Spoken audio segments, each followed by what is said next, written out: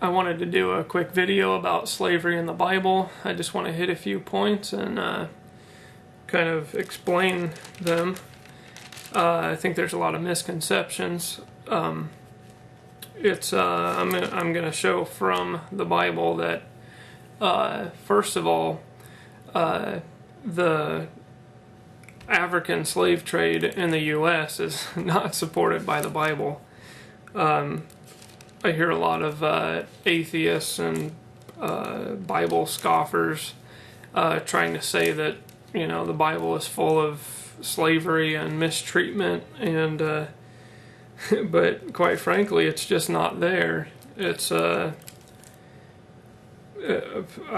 argue it's because whoever that person is has probably never read the Bible more than going up on a website and typing in slavery in the Bible and, you know, getting the info from somebody on their side of the issue.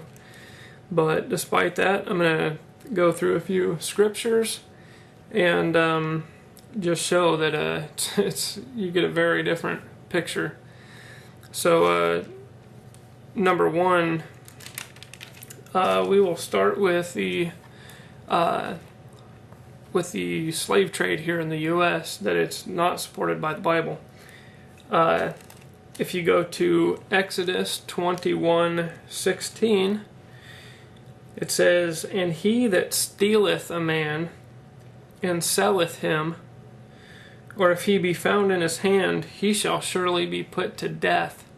Okay, the penalty for kidnapping, which is what the whole slave trade was based on,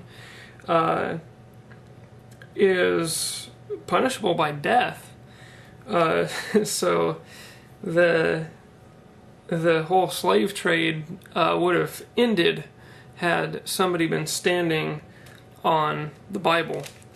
All right, let's find another verse. Let's see. Here's a verse that shows how a person becomes a slave, because apparently if you can't kidnap somebody, there has to be some other reason or some other way of obtaining a slave. And first of all, another point, the Bible uses the word servant, not slave. There's two occurrences of the word slave in the Bible. And this is the King James Version. I would, if anybody wants to challenge me on that, you can go ahead and find it. There's two occurrences of the word slave or slavery or, etc. All right, here is how one way a slave was attained. If a man shall steal, oh, by the way, this is Exodus 22. If a man shall steal an ox or a sheep and kill it or sell it, he shall restore 5 oxen for an ox, and 4 sheep for a sheep. If a thief be found breaking up, and be smitten that he die, there shall no blood be shed for him. If the sun be risen upon him, and there shall be blood shed for him, for he should make full restitution. If he have nothing, then he shall be sold for his theft. Okay, this is one way that slaves are attained, is, and you can't say slave actually, it's servant.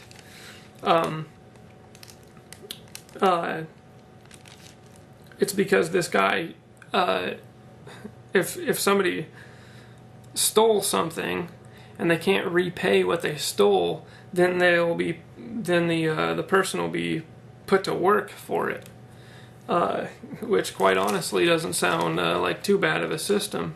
I mean, just think of it as somebody stole your car and they can't repay you. Now instead they have to work for you, mow your lawn, take your trash out, etc., in order to pay you back. And it's not a forever thing. And this is starting in Exodus 21, verse 2. If thou buy an Hebrew servant, 6 years shall he serve, and in the 7th he shall go out free for nothing. If he came in by himself, he shall go out by himself. If he were married, then his wife shall go out with him. If his master hath given him a wife, and she have borne him sons or daughters, the wife and her children shall be her master's, and he shall go out by himself. Now watch this. And if the servant shall plainly say, now this is the servant talking, and it says, and if the servant shall plainly say, not cryptically, plainly say, I love my master, my wife, and my children, I will not go out free. He has to say these things. He has to state plainly that he shall not go out free. And he will plainly have to say that he loves his master and his wife and his children. That is the only way he will be held forever. Let's see, I think for now that'll pretty much be it. Yeah, I think that's it.